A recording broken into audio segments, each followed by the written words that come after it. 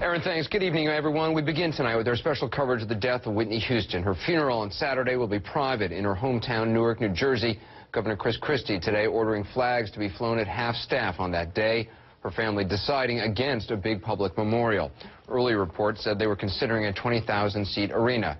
Instead, no wake, no public viewing. Services will take place in the neighborhood church that she grew up in, New Hope Baptist in Newark. The church she first sang in, sitting in those very pews. This is where people first heard that incredible voice coming from the choir. Janet Jackson knew and admired Whitney Houston and her voice. I talked to her today about her friend and the gift that she had. You'll hear her shortly. Dr. Drew Pinsky also joins us to help us understand the role a prescription drug that Houston was taking might have played in her death. And 360 MD Sanjay Gupta as well is on to talk about how Houston's history with narcotics could have broken her body down over time. First, though, more on the very latest. The gold-colored hearse carrying the body of Whitney Houston was greeted by crowds of fans shortly before midnight last night as it pulled up to this funeral home in Newark, New Jersey. Houston's mother, Sissy, arrived earlier and waited inside to receive her daughter's body. Friends say she's overwhelmed but staying strong.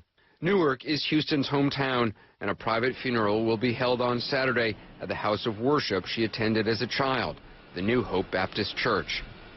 How the 48-year-old singer died is still unclear, and the investigation has so far yielded very few answers. Authorities are examining bottles of prescription pills found inside her hotel room the day she died. Friends say she was taking medication for a throat infection and was also taking the drug Xanax for anxiety. Houston had a well-known struggle with drugs and alcohol in recent years. However, a family friend tells CNN she was no longer an addict and didn't use hard drugs anymore. She'd let it go, this family friend said, and we were proud of her. Authorities downplayed the significance of the pills found in the hotel room, saying the amount they found was less than what's usually found in an overdose situation. But they said they'd still be looking for any signs of illegal or prescription drugs in Houston's body at the time of her death. No matter what medications they're taking, until we run a tox and see the level and what's in the system, we're not going to speculate. Investigators are also speaking with Houston's medical team, according to the Los Angeles Times, to learn of any underlying conditions she may have had. On Saturday, she was found unconscious and unresponsive underwater in the bath by her assistant, Mary Jones, who called for help. Her staff pulled her out of the tub, and authorities arrived on scene minutes later. They tried to resuscitate Houston, but it was too late. She was pronounced dead in the hotel room. Share this moment with me. Days after her death, the music world continues to pay tribute to Houston. Aretha Franklin honored her during a private concert on Monday night, shown here on ABC's Good Morning America. Miss Whitney Elizabeth Houston.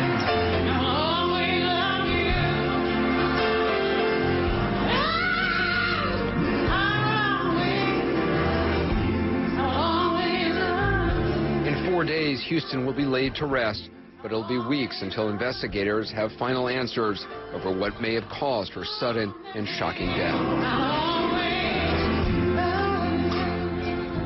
Let's dig deeper now in the role, if any, drugs, especially prescription drugs, may have played in Whitney Houston's death. A close family friend tells CNN that Houston was, in his words, no longer an addict, no longer using hard drugs. He said she'd been clean from hard drugs for 3 years, but took Xanax for anxiety, adding that it was not unusual for her to have a drink when she went out. And we won't know for several weeks whether Houston combined the two before she died or took excessive amounts of either. Joining us now is 360 MD Sanjay Gupta, an addiction medicine specialist, Dr. Drew Pinsky, host of Dr. Drew on HLN. Sanjay, as I said, we don't know what Houston died of. We're waiting these toxicology results.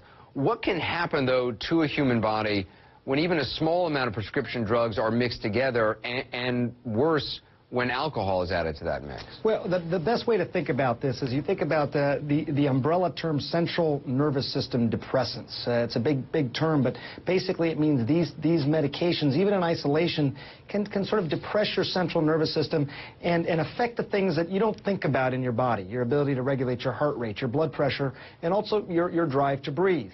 So in isolation, they can do this. That's something that people try and be mindful of. But when you add things together, to your point, and you mix in alcohol as well, it's not a 1 + 1 = 2 situation. When they say the term synergistic, they're referring to this idea that in combination, they're somehow worse than just simply being additive. So the idea that someone, you know, these things that you don't think about are affected, your blood pressure, heart rate, breathing, that's possibility with the mixing of these medications. Dr. Drew, Whitney Houston's last performance was with singer Kelly Price. It was very impromptu at a party 2 nights before her death. Kelly Price told me she saw Whitney Houston drinking champagne, as many people were at this party. I just want to play that. Did it worry you to see her drinking at all? I mean, given her past?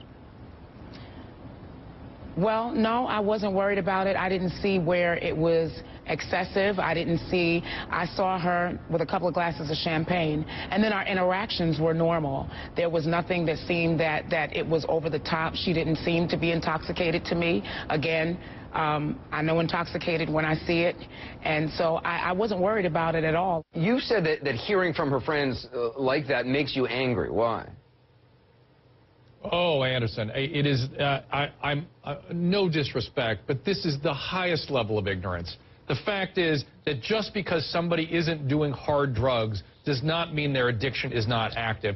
Please, everybody, I'm trying to get this message across to the world, and it seems to be falling on deaf ears. If you have addiction today, you're not going to die of hard drugs. You're going to die a prescription death. That is how addicts die today. Period. Every one of my patients in the last 5 years that has died of their addictive pathology was taking medications a doctor prescribed, often the way their doctor told them, but they happen to put them in combination because they're an addict. They take a little more than everybody else and put in a little alcohol. Seeing Whitney with a champagne in her hand should have been an alarm sounding for all of her friends. They should have pulled her aside and said, Whitney, you were in treatment just last May. My God, what's going on? You seem to be not doing so well. Let's get you to a meeting right away. Where the goal is abstinence for a reason, not because it's mean or mean-spirited, but because it's what saved lives. People with addiction do not put pills in their mouth without being in harm's way. And when are we going to learn this? How many deaths? Brittany Murphy, Michael Jackson. Just go down the list. Every single celebrity you've seen die in the last 5 years has been a prescription death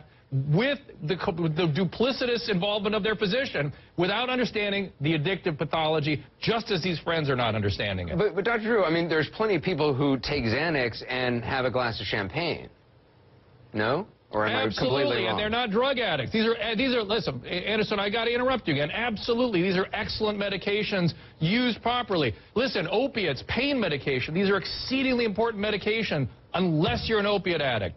Sir William Osler, at the turn of the century, called opiates, morphine sulfate, God's own medicine, because we could eliminate suffering. It's extremely compelling for physicians to give opiates and end suffering. The problem is for people with a certain genetic makeup, it has a very dark side that will kill them if they continue to be exposed to it. Sanjay, don't you agree with me?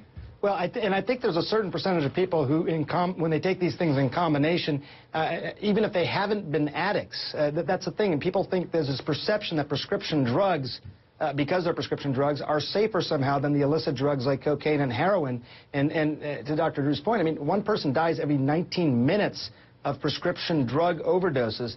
I'm sure a lot of those people were addicts, but I think, you know, there's a larger message here. You know, the business traveler who takes a Xanax, maybe has a drink, and then takes an Ambien to sleep at night. That may sound more familiar than I realized.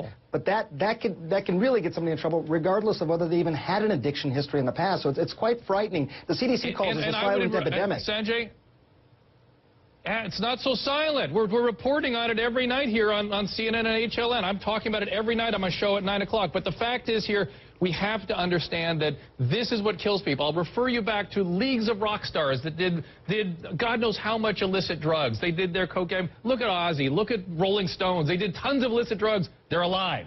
It's since we've graduated to prescription drugs that the death rate of addiction has gone up dramatically. You can go to any 12-step meeting in this country, and it's filled with people with pill problems all of a sudden. So it wasn't that way 5 years ago, and it's much more pernicious. It's as you see, Sanjay, we're having trouble getting people to understand that it's even a massive issue and it's dangerous. Well, Sanjay, I find what you just said really interesting. So you can, if I've never had a Xanax, but if you take a Xanax and an Ambien and have a sip of alcohol or a couple of alcohols, that can be a real problem for somebody, even somebody who's not an athlete.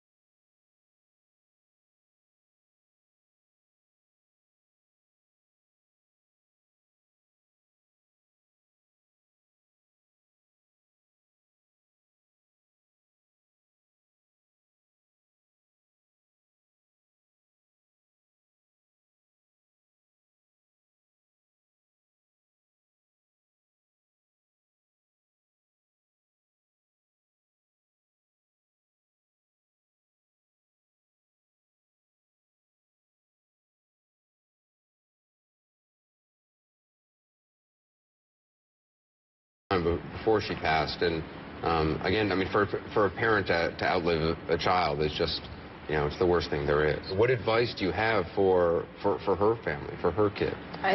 For her child. It's just it's a very, very tough time. I mean, it's even though it's still a loss. I lost my brother, she lost her mother. There's still a difference, even though it's still a loss from the family. So I don't truly know what that is like, and being so young. Yeah. But it was hard for me. It was very, very difficult for me. I didn't want to accept it. It's very difficult, and you have to come to terms at some point. You have to actually give it up to God, and it sounds so mean, but you have to move on. You can't hold on to that, because it could be very devastating. Yeah. And sometimes therapy is the best thing. And TV people always use that word closure when they're talking about loss, and as someone who's lost family members as well, yes. I don't think there is such a thing as closure. I think that's a made-up TV word. No, I don't think there is either. But you have to go on with life. You figure out a way to move on with life. But it's always right here. And there's never a day where I don't think about not one day has gone by where I don't think about my brother. And my other brothers and sisters have said the same thing. Janet Jackson earlier today. Again, the full interview airs next Monday on my daytime program, Anderson. Check your local listings for that. Friends of Whitney Houston say she had battled demons even in her early days. Last night, Jennifer Holliday told Piers Morgan they were all around a lot of drugs back in the 80s, and Houston was using. As far as the public was concerned, though, Whitney Houston's unraveling only became really apparent after she and Bobby Brown married back in 1992.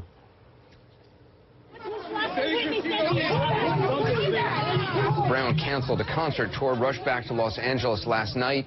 He's the one in the blue hoodie in the middle of that pack of photographers. Late today, Brown issued a statement concerning his daughter, Bobby Christina, who was hospitalized shortly after her mother died. It reads, quote, "My daughter did visit with doctors at Cedars-Sinai Medical Center in Los Angeles on Saturday. She's been released and is presently with my family, including her siblings. Obviously, the death of her mother is affecting her. However, we will get through this tragedy as a family. Again, I ask for privacy during this time."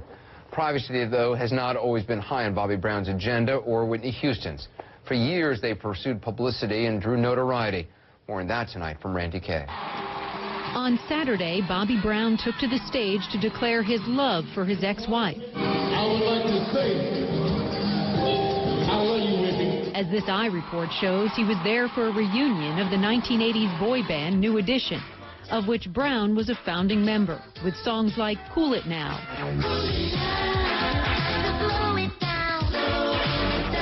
and Candy Girl. My girl, the best is, that's no lie. She tells me that I'm her only guy. New Edition wrote a string of hits out of Boston's mean streets and into stardom. But Brown's onstage antics and a feud with fellow member Ralph Tresvant led the group to kick Brown out in 1986.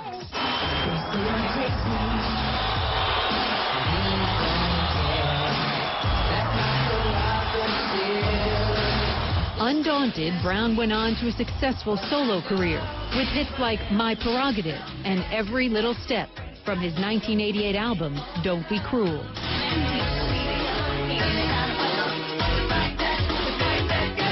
Brown and Houston married in 1992. On the surface, it seemed perfect, the pop princess and the R&B singer. But there were signs of trouble. In 1995, Brown was present at a shooting outside a seedy Boston bar that claimed the life of his bodyguard, Stephen Seeley. Seeley was shot in the head several times and died inside a Bentley, registered to Whitney Houston. Then there are Brown's arrests for DUI in 1996, for marijuana possession and speeding in 2002, parole violations in 2003. Bobby! And in 2005, the couple put their rocky marriage on a short-lived reality show called Being Bobby Brown for all the world to see. You're going to hear this for the rest of the year. You're going to hear this for the rest of the year. Don't think about me saying everybody else with me, and I'm trying to do the last thing you list on top. It's not right. It's not right. I will do to do. By the time that reality show aired, Houston's career was already in tatters. 2 years later, so was her marriage. They divorced after 15 years together, and Brown was not awarded custody of their daughter, Bobby Christina. Brown explained to The Insider why their marriage had been so volatile. How often would you and Whitney use together? I used an awful lot. What were your drugs of choice during those times? Cocaine. Cocaine. It's a powerful drug. I just think I was bored, you know. I had just gotten married and, you know, things wasn't right. Unfortunately, I turned to alcohol and drugs. But Brown was trying to leave that type of behavior behind. And despite their tumultuous marriage, People magazine reports that on Saturday, Brown cried on stage over the death of his ex-wife. Randy Kay, CNN, Atlanta. We're going to have much more ahead, including a rare look at Whitney Houston performing when she was young. Also ahead, there are reports that Houston was close to broke when she died, facing foreclosure on at least one of her homes, living off advances. The question is, are those reports true? We'll investigate ahead.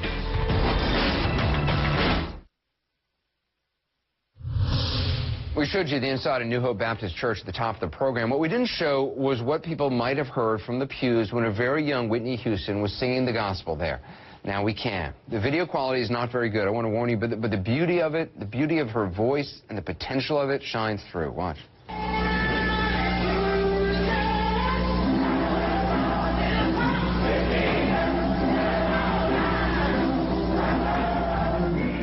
had a whole life ahead of her in that video. This weekend, Whitney Houston will be back in the New Hope Baptist Church. She's come home. She's going to be surrounded by people who knew her, knew that voice, knew that child. It's our job to report on the facts of her death and her life. Sometimes those facts are not pleasant, and they haven't been this week.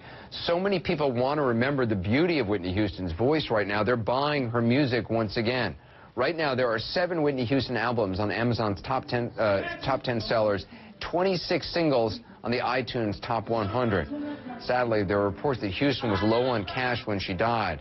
The New York Daily News reporting she was, quote, leaning heavily on her mentor, producer Clive Davis, to keep homes in New Jersey and Atlanta out of foreclosure. Those kinds of reports often surface when a superstar dies, but celebrity finances are notoriously murky. One thing is clear, though. Once upon a time, no one was bigger than Whitney Houston. Tom Foreman has details.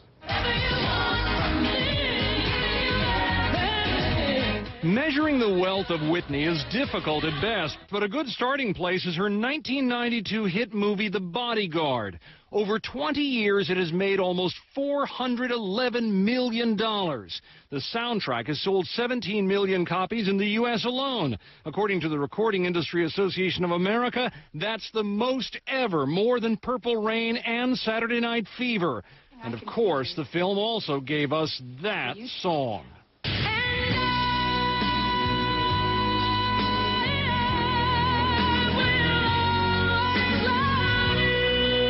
I Will Always Love You sold 4 million copies in its first year alone. That's 7 records every minute.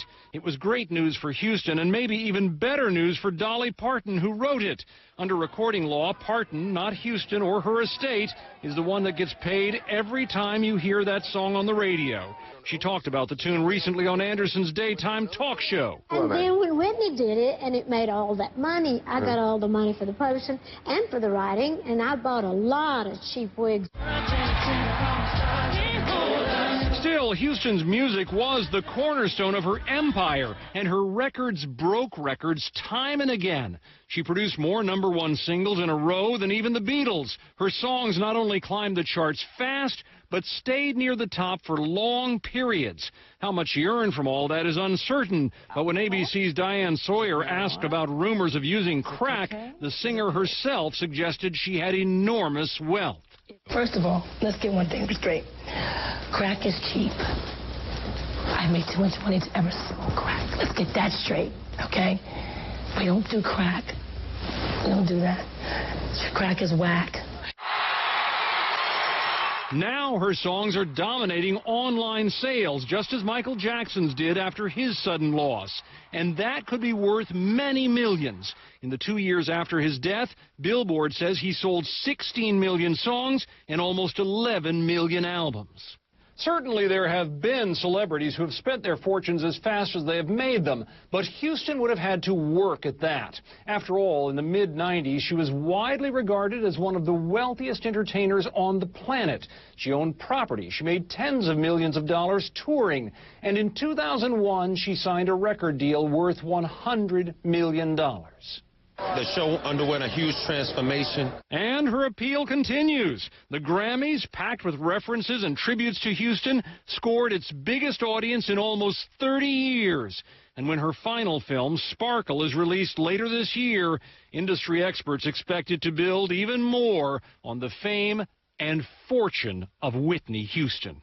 Tom Foreman, CNN, Washington. Randy Kay is following some other stories for us tonight. She joins us with a 360 News and Business Bulletin. Randy?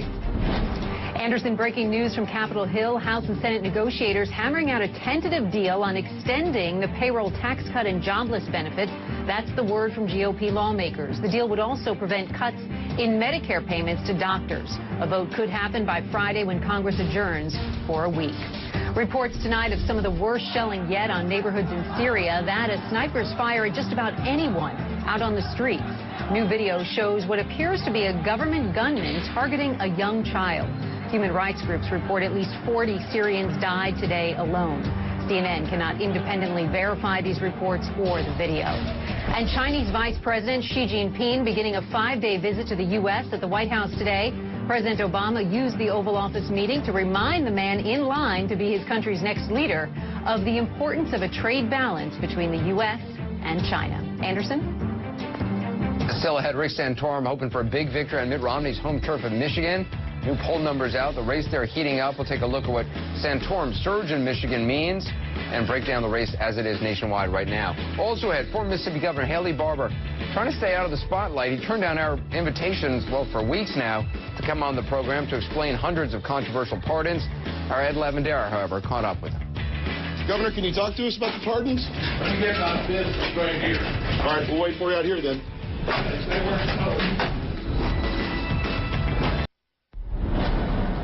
In Raw Politics tonight, Rick Santorum surging in Mitt Romney's home state of Michigan. The primary there is now 2 weeks from today. The Santorum campaign is turning up the heat, launching a pair of new TV ads today.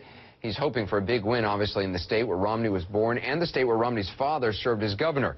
Now, all this comes as brand new CNN ORC poll numbers show Romney losing his nationwide lead. He's now in a virtual tie, 32 to 34% with Santorum. That 2-point difference is within the poll's margin of error.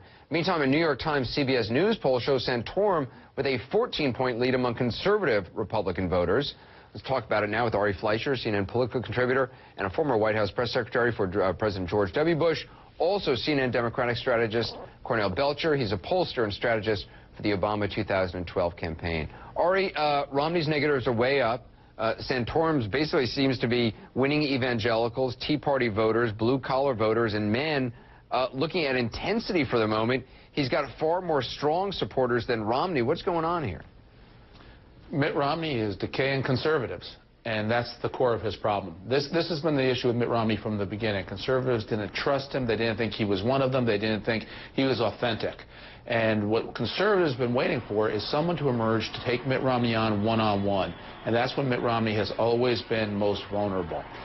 This is the problem Mitt Romney has. He needs to take Rick Santorum down a few notches, and he needs to move himself up in the favorable area a few notches by connecting with Republican conservatives on economic policy. Cornell, before you get too happy on the Democratic side, though, 68% of those polls say Romney's going to win the nomination. In other words, they may be trying to send a message, but Romney's going to be their guy, isn't he? Well, I wouldn't say that, us get happy. I think we're fine with taking on either one of those guys. I mean, here's the problem. If you go back and look at our primary in 2008, the majority of voters in our Democratic primary voters thought that Hillary Clinton was going to win because that was conventional wisdom was sort of saying. I think what's really interesting, not from a partisan perspective, but from just a historical perspective, if you look at the last couple election cycles, what's going on here is you have the grassroots of both parties rejecting what the establishment says is their best candidate, rejecting what the establishment wants. And I think it's really remarkable. I mean, this sort of fluidity in the electorate, this sort of volatility in the electorate means anything could happen. And I think it's the real grassroots this time on the right speaking up and saying, no, we don't want what the establishment wants. We want to go in a different direction. I think that's very unique. It is amazing, Ari, this race. I mean, everybody has been a front runner at one time or another. Santorum is sort of the last guy standing, and now surging. I mean, no one gave him a shot a few weeks ago. It's extraordinary. Well, if you remember, Anderson, last summer you and I started talking about this, and the one thing I said then was there is no solid foundation underneath any one candidate. Every candidate's foundation is built on something that's shifting and changeable, and that's highly unusual for modern Republicans. Republicans are very hierarchical. We almost always know who's next and flock to that candidate. This campaign has been wide open. That's why you've seen so many different people, from Bachmann to Santorum to Newt to Kaine to Perry, back to Santorum, surge and take a lead at one point. It's not too late, of course, for Mitt Romney, and he has some organizational strengths in that he has a lot of money, and he's running in states where others are not running, and that's very important when it comes to the delegate chase. But what we all thought was going to be an easy, good February for Mitt Romney is really turning into anything but that. I mean, at this point, doesn't Mitt Romney need to keep this from becoming a two-man race, just him and Rick Santorum? I think, by the way, that Ari's pulling back from Mitt Romney says the establishment's begin to pull back from Mitt Romney. I think that's really news, which is interesting. No, I think right now, if you're Romney, you want Newt Gingrich in this race, especially when you take that swing through the southern states.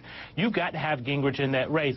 I don't know what it is. Perhaps it's a matter of not being able to pull their buys right now. But right now they're gonna have to turn their attention to Santorum and stop what's happening now. And I said this a while back, when sort of that core conservative evangelical base of the Republican Party coalesce around one candidate, that candidate, I'd like their chances of being their nominee. If you're Romney right now, you're terrified that in fact that you were effective at tearing down Newt Gingrich, and now they're coalescing around Santorum, who quite frankly has a lot of conservative bona fides that is going to be hard to tear down. Ari, A, are you pulling back from Mitt Romney? And B, I mean, after the Santorum sweep of those three states, people said, well, now Mitt Romney's going to focus the fire on Santorum.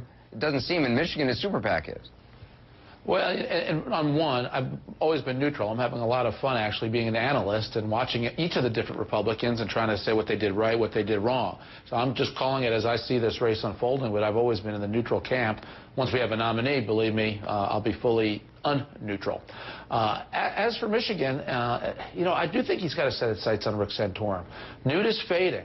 And if I were Mitt Romney's people, I would treat this as a one-on-one race against Rick Santorum. And I wouldn't worry about what the pundits are saying about don't go negative. You know, this is a campaign. Campaigns are made for big boys, and he's going to have to do what he needs to do. Hopefully it's policy-oriented. That's where it needs to be, not personal. But if there are differences, he needs to bring them out. I still think there's an electability issue here. Mitt Romney continues to do much better among independents, even though not as well as he used to, than Rick Santorum. That still is an important issue, who in the end of the day can win in the fall. Right. Ari Fleischer, Cornell Belcher, guys, I appreciate it. Thank you. Still ahead tonight, we've been asking former Mississippi Governor Haley Barbour to come on the program to answer questions, or at least answer questions anywhere. It doesn't even have to be on this program, about those pardons of convicted murderers and other felons. Well, he's refused, so we sent Ed Lavandera to track him down, keep him honest. Wait, let's see what happened. Also ahead, how prosecutors in Italy are trying to put Amanda Knox back in prison. This interview uses the Cisco Intelligent Network, the platform built for innovation. Get more political analysis like this anytime by clicking on CNNPolitics.com.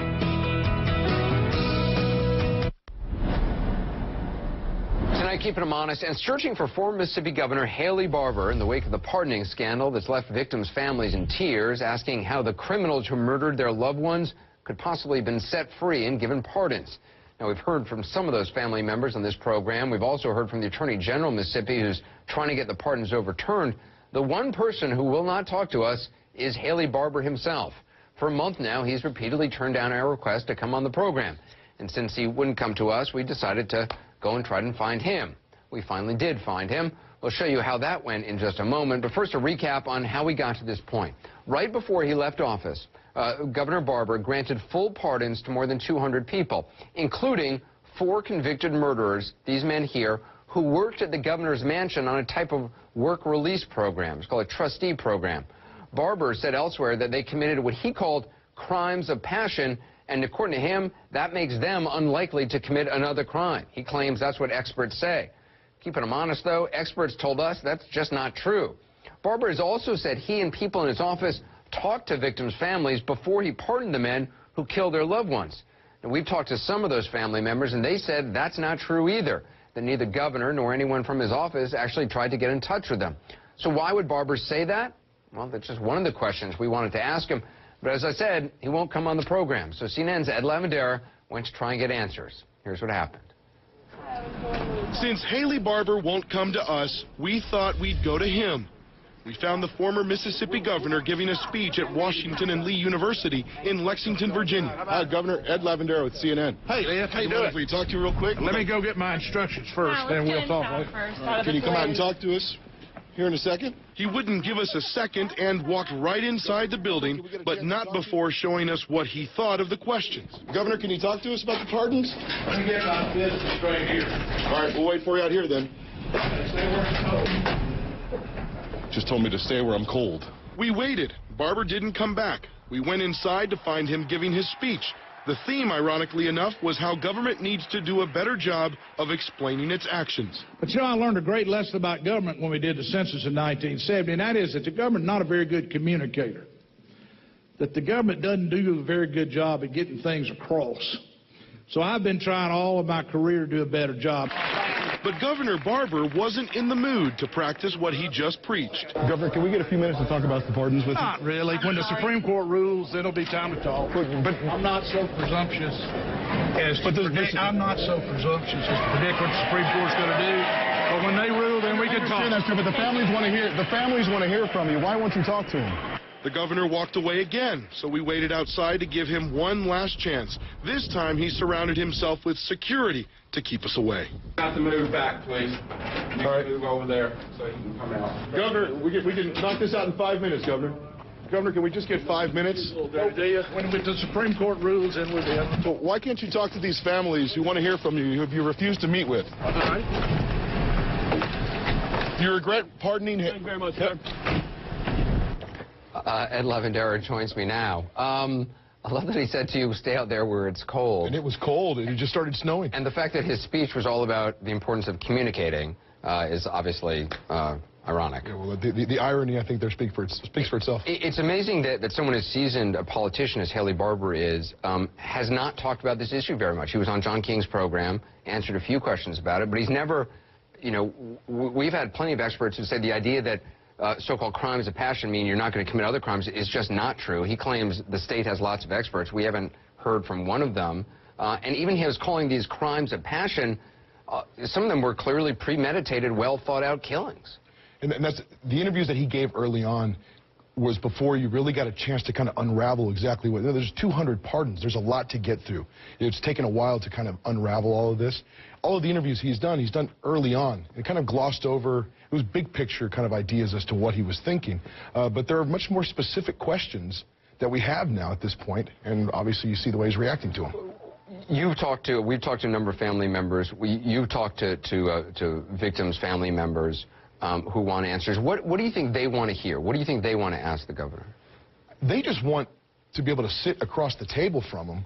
And even if it's an answer they don't agree with, every one of them we've spoken to, we just want him to look us in the eyes and tell us why he did this. And I think with that would go a long way, but they haven't gotten that. And a number of them said they wanted to be able to have pled their case before these pardons were granted, which an opportunity they never got. Many of these families, especially these trustees that worked at the governor's mansion, they had heard that these guys were up for these jobs, and they knew that meant in Mississippi that if they got that trustee job, that was one step closer to them being pardoned, and they were trying to fight it along the way for the last couple of years, and they say they never got a chance. We'll keep at it. Ed Lavandera, appreciate it. Thanks. Let's check in some of the other stories. We're following Randy Kay, has a 360 bulletin.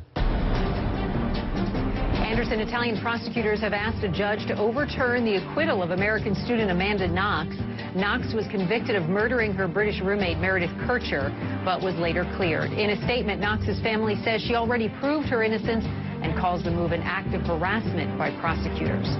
A 360 follow now. Minnesota's largest school district voting nearly unanimously to reverse rules requiring teachers to remain neutral when discussing sexual identity issues. 2 lawsuits claim the policy restricted teachers' ability to reduce bullying. Researchers are getting their first look at private dinner invitations, decorating notes, and telegrams belonging to Jacqueline Kennedy Onassis. The Kennedy Library releasing the papers to mark the 50th anniversary of her televised tour of the White House that attracted 80 million viewers. And skiers no longer need to leave the slopes for a quick warm-up. That's thanks to the world's first ski-through Starbucks. It opened today at California's Squaw Valley. Wow, that seems confusing or dangerous. But fun, I guess. Randy, challenging, thanks. I'm sure. It's very challenging. Coming up, spending the evening alone? Well, take heart. We're putting Valentine's Day on The Ridiculous next. Time now for The Ridiculous, and it's only appropriate that tonight we're adding Valentine's Day. Now, look, I know some people really love Valentine's Day, mostly people who own chocolate shops, flower shops, teddy bear manufacturers. There's no denying it's kind of a greeting card holiday. Roses cost twice as much today, restaurants are a living nightmare, and the whole pressure of it, frankly, leaves a lot of people feeling like Linus from the Charlie Brown Valentine special. I spent all my money. I made a fool of myself. This one is for love. And this one is for Valentine's. This one is for romance. This one is for Elizabeth Barrett Browning. A reference to Victorian poetry in a Peanuts cartoon. I'm telling you, those things had layers. So how do we load the Valentine's Day? Let us count the ways. First, you're supposed to buy the candy and the flowers and the balloons and the card. Then you're supposed to wait for hours and spend hundreds of dollars on some prefixed dinner. If you have anyone to go out with in the first place, that is. Who needs it? But I have to tell you, there are some pretty awesome alternatives. Believe it or not, White Castle takes reservations on Valentine's Day. Little known fact. And judging by the pictures, it looks like people really do enjoy it. Why spend money on some overpriced piece of jewelry when a slider says, I love you just as well? Maybe your town doesn't have a White Castle? Good news, there's another option. Welcome to Waffle House. Are you guys ready to order? Joe asked me to come to the candlelight dinner at Waffle House on Valentine's Day, and I was really excited. I thought it was unique and different. The passion? Oh, at Waffle House? It's great. All right, I know what some of you are thinking. White Castle, Waffle House, oh, that's just not upscale enough. If you really insist on spending a boatload of money, you could always go with this. Pizza Hut has a tie the knot with the $10 dinner box special. It includes pizza, breadsticks, and cinnamon sticks, along with limo service, flowers, a private fireworks display, a ruby ring, and photographer and videographer. It costs about $10,000, so there you go, fancy schmancies. And if none of this strikes your fancy, you could always go with the Valentine's Day nightclub recommendations from Stefan on SNL. This round-the-clock puke party is the creation of narcoleptic club owner Snoozin' Lucci. And this place has everything. Pugs, geezers, doo-wop groups, a wise old turtle that looks like Quincy Jones. And you'll have your own When Harry Met Sally moment when you share a special kiss with Gizblo, the coked-up gremlin. I love Stefan.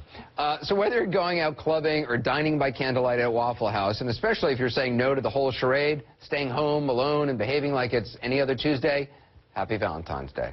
That's it for us. I'll see you again tonight at 10 o'clock, another edition of 360. Piers Morgan Tonight starts now.